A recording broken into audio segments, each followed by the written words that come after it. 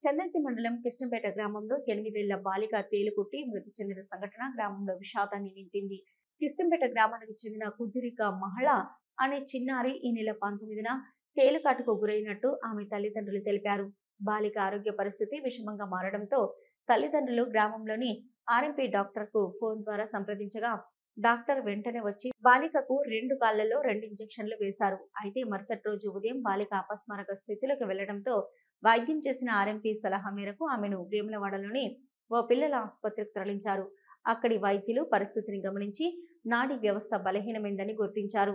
వెంటనే మెరుగైన వైద్యం కోసం కరీంనగర్లోని ప్రథమ ఆసుపత్రిలో మహళను వెంటిలేటర్పై ఉంచి చికిత్స అందించినప్పటికీ ఆరోగ్యం క్షీణించి శనివారం ఉదయం మృతి చెందినట్టు బంధువులు తెలిపారు.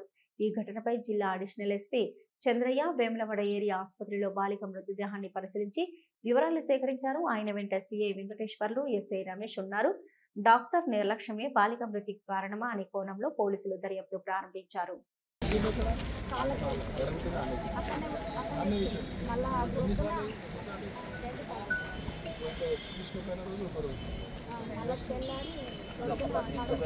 రెండు వేసిండు మళ్ళీ తెల్లారి మళ్ళీ వేస్తారు నయం కాలేదంటే